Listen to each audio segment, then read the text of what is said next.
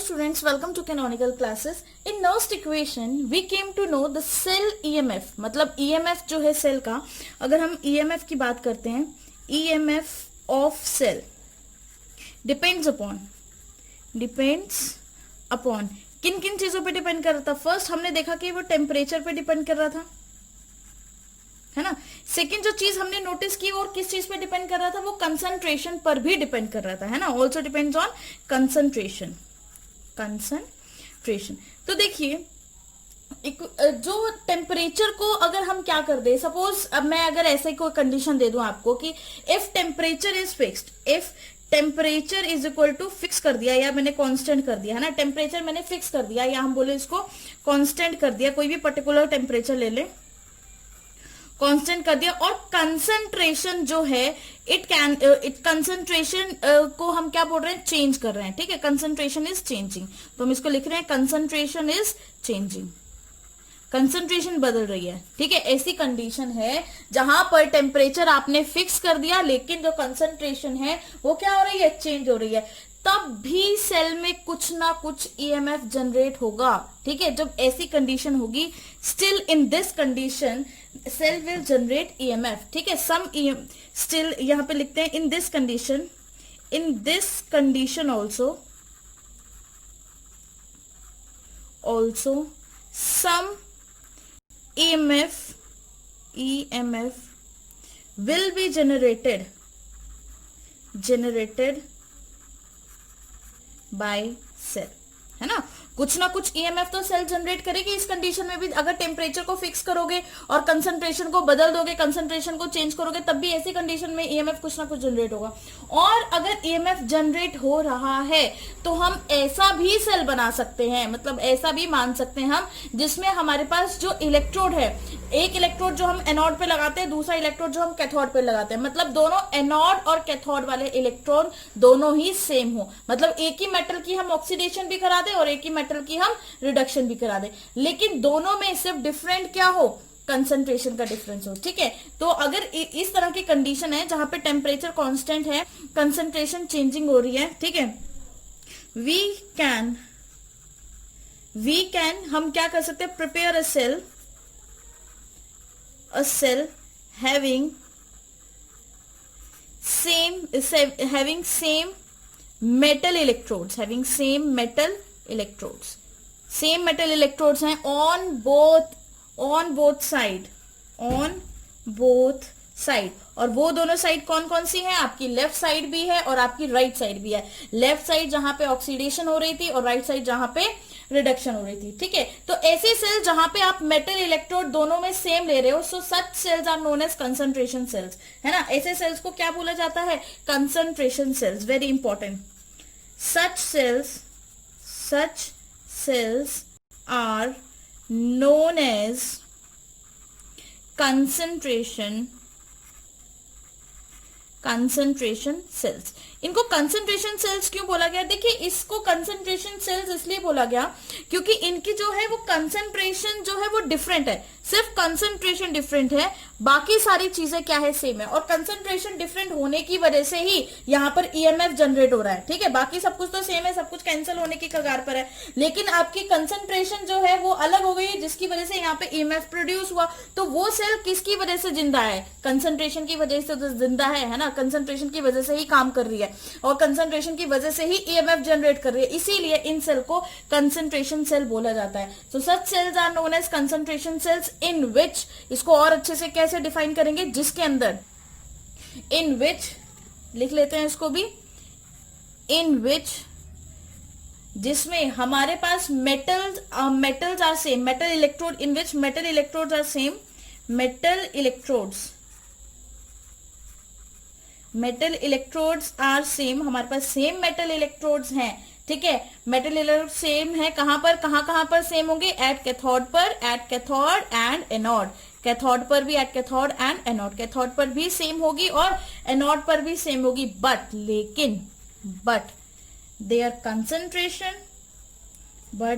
Concentration, लेकिन जो उनकी कंसंट्रेशन है इज डिफरेंट, जो कि बहुत ही मास्टर स्ट्रोक खेल गए हैं यहाँ पे, है ना, कि कंसंट्रेशन क्या कर दी उन्होंने, डिफरेंट कर दी, और ये जो कंसंट्रेशन डिफरेंट है यही तो रिस्पॉन्सिबल है आपका कंसंट्रेशन सेल नाम डला है, इसी की वजह से तो आपका सेल का नाम जो है वो कंसंट्रेशन सेल डला। देखिए हमारे पास ये सेल है जिसमें लेफ्ट साइड पे हमने ये आयरन का इलेक्ट्रोड यूज किया और राइट साइड पे भी हमने आयरन का इलेक्ट्रोड यूज किया है। ये बीकर्स हैं, उसके अंदर सॉल्यूशन पड़ा हुआ है, उसी सेम मेटल का सॉल्ट है, ठीक है, सेम मेटल का इलेक्ट्रोलाइट है। और ये जो आपको ऑरेंज कलर में दिखाई दे रहा है, दिस इज, ये क्या है, सेम क्या है आपका सॉल्ट ब्रिज है, मतलब सब कुछ वही है, बस हमने क्या चेंज किया, हमने सिर्फ इलेक्ट्रोड्स चेंज किए हैं। और वो भी इलेक्ट्रोड्स चेंज क्या किया, हमने दोनों ही इलेक्ट्रोड सेम कर दिए। लेफ्ट साइड पे ऑक्सीडेशन हो रही है और राइट साइड पे क्या हो रही है, आपकी रिडक्शन हो रही है, ठीक है। अब देखिए यहाँ पर कंसंट्रेशन दोनों की डिफरेंट है। कंसंट्रेशन अगर मैं इस वाले की कंसंट्रेशन को C1 ले लूं, इसकी कंसंट्रेशन को C2 ले लूं, तो दोनों की कंसंट्रेशन क्या होगी, डिफरेंट। और दोनों की कंसंट्रेशन डिफरेंट होने की वजह से अगर आप यहाँ पे बल्ब लगाते हैं तो ये जो बल्ब है ये ग्लो करना स्टार्ट कर जाता है। क्यों ग्लो कर रहा है भाई, क्यों, बिकॉज ईएमएफ इज जनरेटिंग। और बल्ब को क्या थोड़ी ना पता है कि वो सेम मेटल है या अलग मेटल है, उसको इतनी नॉलेज नहीं है, उसको सिर्फ इतना पता है कि अगर ईएमएफ जनरेट हो रहा है, इलेक्ट्रॉन्स की मूवमेंट हो रही है, आयंस की मूवमेंट हो रही है, तो वहां पर इलेक्ट्रिसिटी प्रोड्यूस होगी और उस इलेक्ट्रिसिटी से वो बल्ब क्या होना स्टार्ट हो जाएगा, ग्लो होना स्टार्ट हो जाएगा, ठीक है। बस आपको ऑक्सीडेशन रिडक्शन के लिए बस एक ही फंडा याद रखना है, RCOA reduction at cathode and OA representing oxidation at anode, जो कि बहुत इंपॉर्टेंट है, ठीक है, इसको याद रखें। तो चलिए अब देखते हैं एट एनोड। अगर हम एट एनोड की बात करें, एट एनोड, एनोड पे हमारे पास कौन सी रिएक्शन हो रही है, एनोड पे जो रिएक्शन हो रही है पहले वो रिएक्शन लिख रहे हैं आयरन से, क्योंकि एनोड पे हो क्या रही है, ऑक्सीडेशन हो रही है ना।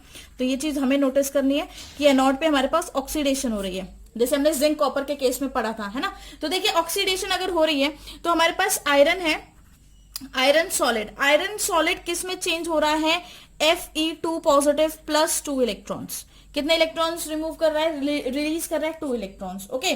और वहीं पे अगर मैं कैथोड की बात करूं, एट कैथोड, अगर हम बात करें at cathode, at cathode, cathode पे क्या रिएक्शन हो रही है, दोनों रिएक्शंस को अच्छे से लिखते हैं, ठीक है। कैथोड पे क्या है, हमारे पास Fe2 पॉजिटिव था, उसकी रिडक्शन हो रही है, कैथोड पे क्या हो रही है, रिडक्शन हो रही है कैथोड पे, ठीक है। तो आप पहले यहाँ पे लिख दो रिडक्शन, सो दैट कि आपको क्लियर रहे, ठीक है। तो Fe2 पॉजिटिव में रिडक्शन मतलब गेन ऑफ इलेक्ट्रॉन, तो 2 पॉजिटिव है मतलब 2 इलेक्ट्रॉन्स की वैकेंसी है इसके पास, तो इलेक्ट्रॉन्स ऐड कर दिए, प्रोडक्ट बना Fe सॉलिड, है ना। ये एक्वस है और ये सॉलिड हो गया, ये सॉलिड था और ये क्या हो गया आपका एक्वस हो गया, इसको ग्रीन पेन से ही लिखते हैं, ये क्या हो गया आपका एक्वस हो गया, ठीक है। चलिए अब अगर यहां से हम ओवरऑल रिएक्शन बनाए, है ना, ओवरऑल रिएक्शन अगर मैं देखूं तो मेरी ओवरऑल रिएक्शन क्या बनती है, ओवरऑल रिएक्शन देखो क्या होगी आपके पास, ओवरऑल रिएक्शन, ओवरऑल रिएक्शन में यहां से क्या होगा, ये 2 से ये वाले 2 कैंसिल हो जाएंगे, मतलब ये जो 2 इलेक्ट्रॉन से ये वाला 2 इलेक्ट्रॉन कैंसिल हो जाएंगे क्योंकि ऑपोजिट साइड्स में, तो इन दोनों को ऐड कर दो, ठीक है। तो ये क्या निकल के आएगा, Fe solid plus Fe2 positive aqueous gives you, क्या देगा, Fe solid plus Fe2 positive aqueous, यही देगा, है ना, आपको यही देगा, ये Fe2 पॉजिटिव एक्वस, यही बनाएगा सॉल्यूशन हमारा, यही रिएक्शन बनेगी। सबको पता लगा, यहाँ पे हमने इलेक्ट्रॉन्स को कैंसिल कर दिया और इन दोनों को बस ऐड करके आपने रिडॉक्स, ओवरऑल रिडॉक्स रिएक्शन लिख दी। अब यहाँ पे देखो जो इसकी कंसंट्रेशन है, लेट्स से इसकी कंसंट्रेशन है C1 और इसकी कंसंट्रेशन है C2, क्योंकि हमने पहले ही बोल दिया कि हमने कंसंट्रेशन क्या रखनी है, उसकी डिफरेंट रखनी है, कंसंट्रेशन हमने सेम नहीं रखनी। तो जब ऐसा केस है, अब इसका अगर मुझे इलेक्ट्रोड पोटेंशियल, अगर इसके लिए सेल रिप्रेजेंटेशन भी लिख लेते हैं, ठीक है। चलो पहले सेल रिप्रेजेंटेशन लिखते हैं, फिर इलेक्ट्रोड पोटेंशियल निकालेंगे। सेल रिप्रेजेंटेशन,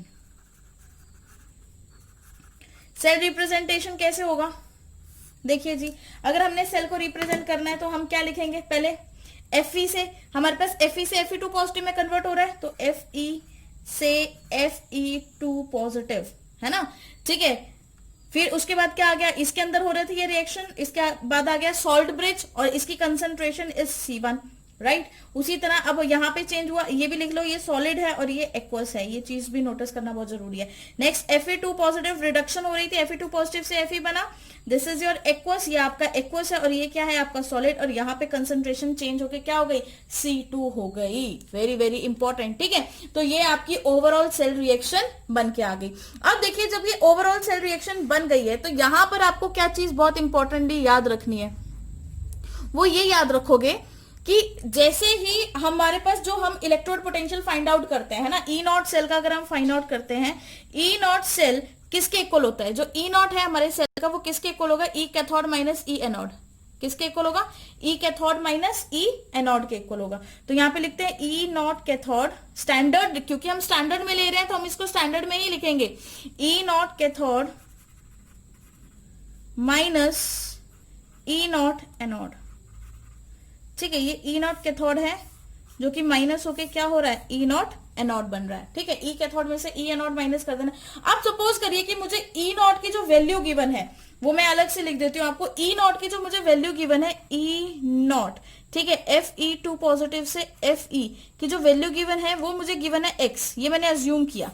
ठीक है, उसकी वैल्यू गिवन है एक्स। तो अगर मुझे यहाँ पे इलेक्ट्रोड पोटेंशियल सेल का फाइंड आउट करना है तो मैं क्या करूंगी, ई नॉट सेल कैसे हम फाइंड आउट करेंगे, तो यहाँ पे जो मैं ई नॉट सेल का फाइंड आउट करूंगी दैट इज, वो क्या फाइंड आउट करने वाली हूँ, देखिए अब ई नॉट, अगर देखो ई नॉट सेल क्या है, ई नॉट सेल लिखो यहाँ पे, ई नॉट सेल है ना, किसके इक्वल होगा, ई कैथोड, क्योंकि ये दोनों मेटल सेम ही है, दोनों के दोनों मेटल सेम है, एनोड पे भी सेम है और यहाँ पर भी सेम है, ये भी सेम है, ये भी सेम है, दोनों ही आयरन के मेटल्स है। तो दोनों का जो इलेक्ट्रोड पोटेंशियल गिवन है दैट इज एक्स गिवन है, दोनों का ही रिडक्शन पोटेंशियल एक्स गिवन है, तो एक्स माइनस एक्स, ठीक है, कैथोड एनोड दोनों ही सेम है तो दोनों की वैल्यू भी सेम होगी, माइनस एक्स करके ये कितना हो गया, 0.00 वोल्ट्स, वेरी वेरी इंपॉर्टेंट। ठीक है, तो यहां से बहुत इंपॉर्टेंट चीज जो हमने कंक्लूड की, वो इंपॉर्टेंट चीज हमने यहां से क्या कंक्लूड किया, हमने यहां से ये कंक्लूड किया कि जो ई सेल वैल्यू है, E cell value, E cell value, जो ई सेल वैल्यू है इज ऑलवेज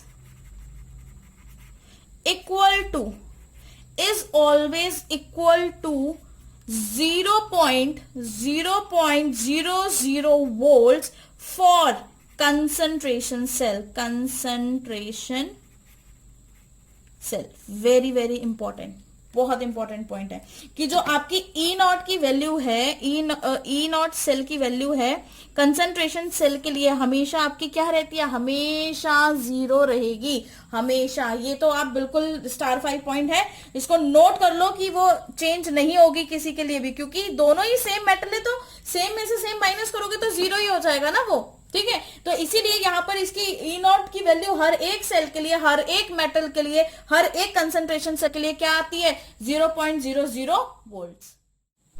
तो अब नर्स्ट इक्वेशन क्या बनेगी कंसंट्रेशन सेल के लिए, तो देखते हैं नर्स्ट इक्वेशन क्या बनती है। Nernst equation for concentration cell, concentration cell, Nernst equation आपने फाइंड आउट करनी है, किसके लिए फाइंड आउट करनी है, कंसंट्रेशन सेल के लिए फाइंड आउट करनी है। ठीक है, तो आप फाइंड आउट करते हैं। देखिए आपके पास जो एक नॉर्मल नर्नेस्ट इक्वेशन है उसकी वैल्यू क्या होती है, E cell, E cell is equal to E naught, मतलब standard electrode potential minus 0.059 divided by N log Q, log Q या फिर लॉग प्रोडक्ट अपॉन रिएक्टेंट, है ना, log product upon reactant,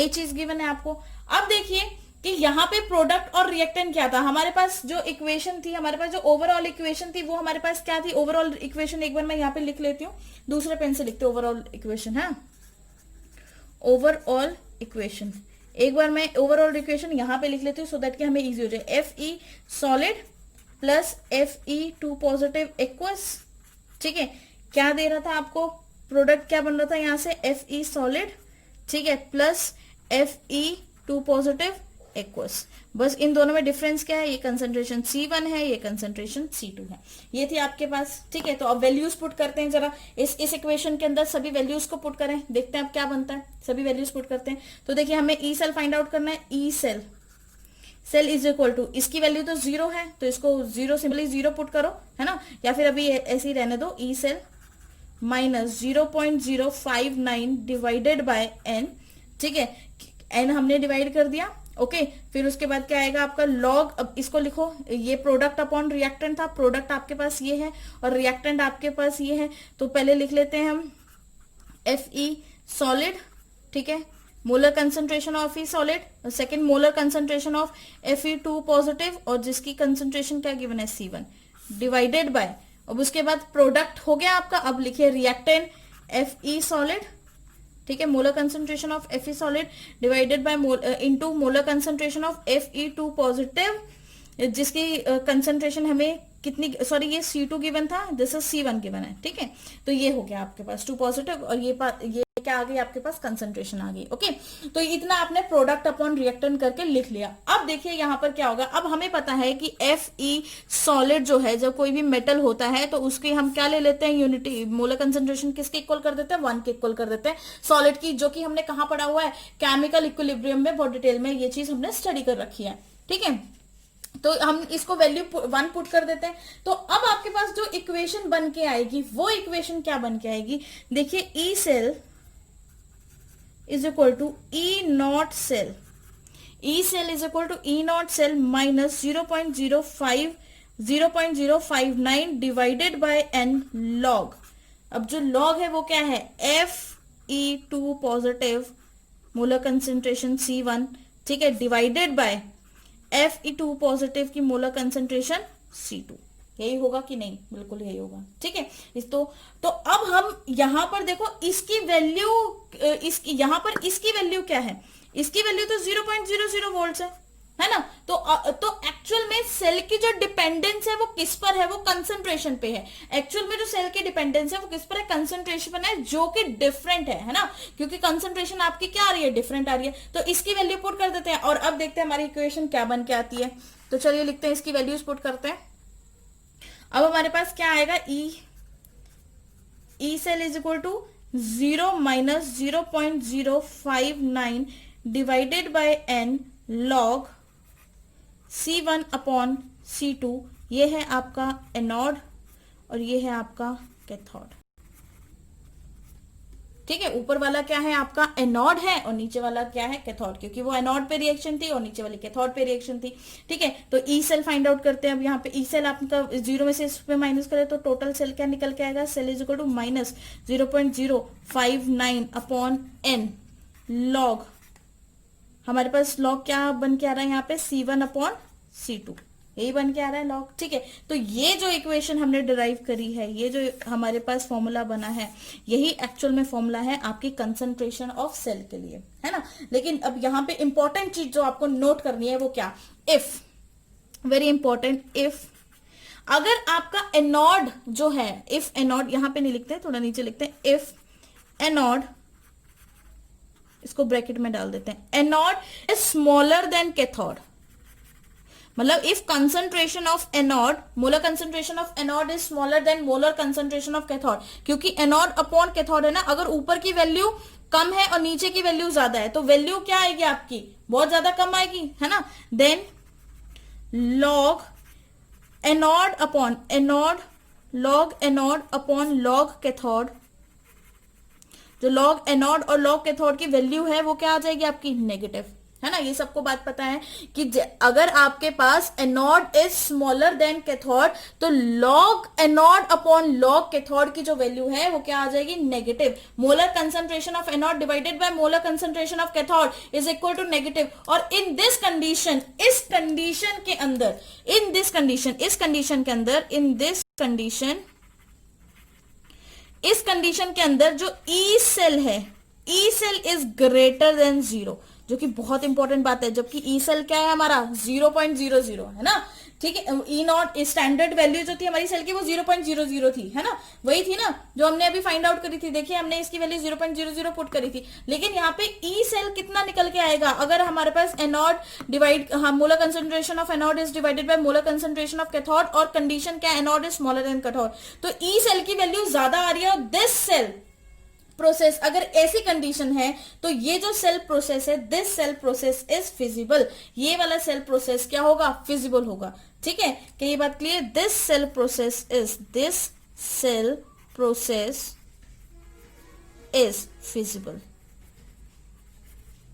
feasible है, या फिर और हम बोले स्पॉन्टेनियस है, ठीक है, या हम बोल दो इसको फिजिबल है, या हम इसको बोल दें कि स्पॉन्टेनियस है, एक ही बात है। तो ये बात क्लियर है। तो कंसंट्रेशन सेल्स क्या होती है, हमेशा याद रखना, कंसंट्रेशन सेल्स में सब कुछ सेम होता है, इवन की इलेक्ट्रोड्स भी सेम होते हैं, बट क्या चीज डिफरेंट होती है, सिर्फ कंसंट्रेशन डिफरेंट होती है, जिसकी वजह से ईएमएफ जनरेट हो रहा है और इलेक्ट्रिसिटी प्रोड्यूस हो रही है। लेकिन वहां पे कंसंट्रेशन डिफरेंट है, तो नॉन स्टैंडर्ड कंडीशन है, और हमें पता है हम नॉन स्टैंडर्ड कंडीशन के लिए हमेशा नर्स्ट इक्वेशन को अप्लाई करते हैं। तो इस इक्वेशन के अंदर भी हमने ओवरऑल रिएक्शन लिखी, नर्स्ट इक्वेशन दी। यहाँ पे जो हमारे पास F सॉलिड आया था उसको हमने 1 कर दिया अकॉर्डिंग टू केमिकल इक्विलिब्रियम। हम जितने भी सॉलिड चीजें उसको 1 कर देते हैं, ठीक है, कांस्टेंट होती है क्योंकि। तो ई सेल क्या हो जाता है, यहाँ पे ई नॉट की वैल्यू हर एक कंसंट्रेशन सेल के लिए 0 होगी, क्योंकि ई कैथोड माइनस ई एनोड, कैथोड पे भी वही इलेक्ट्रोड है, एनोड पे भी वही इलेक्ट्रोड है, दोनों की वैल्यू सेम है। मान लीजिए 0.30 माइनस 0.30 किसी की भी वैल्यू गिवन है, तो वो माइनस कितना हो जाएगा, 0 ही आ जाएगा, है ना। तो और यहां पर देखिए आपके पास 0.059 अपॉन एन लॉग इसकी concentration C1 upon C2, C1 कहां पर, एनोड पर, और C2 कहां पर, कैथोड पर, और निकल के आता है आपका ये फॉर्मूला, जो कि बहुत इंपॉर्टेंट है अगर आपको कंसंट्रेशन ऑफ सेल गिवन है, ठीक है। अगर एनोड की वैल्यू छोटी है कैथोड से, molar concentration of anode is smaller then the molar concentration of cathode, तो ऐसे केस में जो लॉग की वैल्यू आएगी वो आपकी नेगेटिव आएगी, और ऐसी कंडीशन में ई सेल की वैल्यू ज्यादा बड़ी हो जाती है, मतलब पॉजिटिव हो जाती है, तो क्योंकि 0 से बड़ी तो पॉजिटिव ही होता है ना, तो इसके केस में ई सेल की वैल्यू पॉजिटिव हो जाती है। This cell process is feasible और स्पॉन्टेनियस, इसीलिए कहा जाता है कि ये सेल प्रोसेस जो है वो फिजिबल होगा, स्पॉन्टेनियस। अगर मान लो कि उल्टा है कि कैथोड की वैल्यू कम है और एनोड की वैल्यू ज्यादा है, तो यहां पे ये पॉजिटिव आ जाएगा, और अगर ये पॉजिटिव आ गया तो वहां पर ई सेल की वैल्यू स्मॉलर देन 0, और ऐसी सेल कभी भी पॉसिबल नहीं होती। मतलब इसका जो वाइस वर्सा है, इसका जो ऑपोजिट है, वो कभी भी पॉसिबल नहीं हो सकता, किसी भी कंडीशन में पॉसिबल नहीं हो सकता, ना वो सेल काम करेगी ना वो सेल बनेगी। ओके, तो इसको नोट डाउन करिए, कोई डाउट है तो कमेंट सेक्शन पूछिए, and thank you for listening.